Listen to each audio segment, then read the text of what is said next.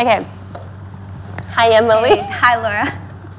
That's going to be fine. Okay. Hi, Emily. Hi, Laura. Go again. I'm ready.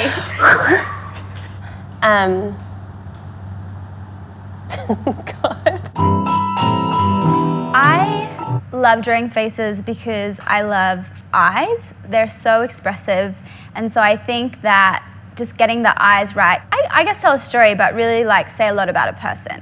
So when I'm drawing faces, I'm not thinking of just the face, but I'm trying to think of the person and like, what are they feeling? What are they doing? I think you can really get eyes wrong. There have been times I've been working on a piece and just those little dots are reflected in the eye. If I get them wrong, I'll come back and realize like, that girl looks cross-eyed and it looks so bad.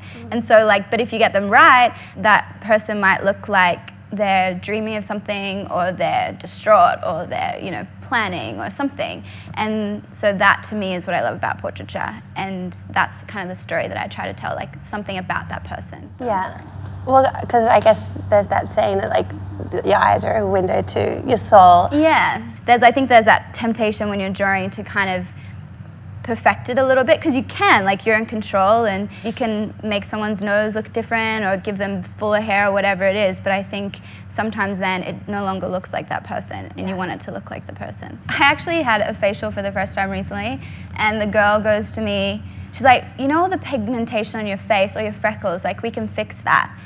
And I was kind of like, fix it? You want me to pay money to look less cute? Like, I love my freckles, but then I think, and that's been like, I have other imperfections that I probably would want to fix, but I think it's what is different about us is what makes us who we are. When God made me, it was all on purpose, like there was a plan involved, and so just accepting it. It's not always easy though, like there's stuff that sometimes I'll go through phases of wanting to change, and then sometimes I accept it, and you just gotta, I think it's the way you perceive yourself is really important.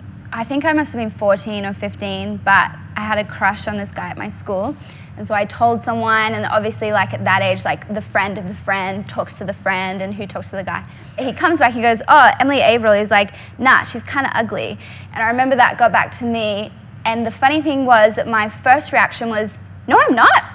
I'm pretty. But then over time, I'm like, where did that girl go? I lost her. Right. And so I was like, how did I go from that to being someone whose like entire day can be ruined by a pimple on my chin, or whose first response to rejection is to try and lose weight? Like when was that my story? And I miss that girl. And it's always easier to talk about something when you've mastered it. Like I used to struggle with that, but now I'm amazing and blah, blah, blah. But for me, I'm in the midst of that. Like I'm still working that out. But even with the amount of those images that we see, a lot of them they're lies. Like they're not realistic, they're not true. And so you get wrapped into this world, and it's like a 10, you know, and people talk about that standard of like, well, she's like a 7.5, 8 on a good day. It's like, what do I have to be to reach the 10? Like, do I buy my way there? Is that, and then once I'm there, what then? Like, is that me now? I'm just the 10, like, and so that's something that I struggle with, because like I even thought about it, about how much of my resources I put towards that. And I didn't like it when I thought about it. I was like, when I mean resources, I mean finances, but I mean my thoughts, my emotions, my time.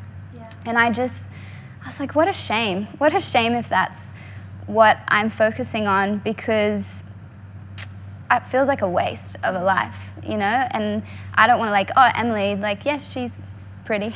Like, that to me that's not what I want. I want so much more than that.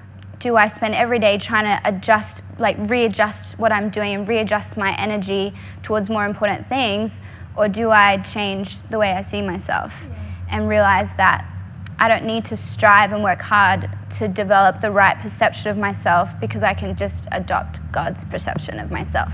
It's not going to be this manual forcing myself to try and like focus on the important things, because once I settle within myself, like the way that I view myself, and I view myself the way God does, I think that sort of stuff then will come more naturally. So that's what I'm working on. And I've felt a change the more that I kind of just seek God, especially in moments when I feel insecure. It's like I need him to show up and show me, and he does. When you ask for it, he does. So, yeah. So good.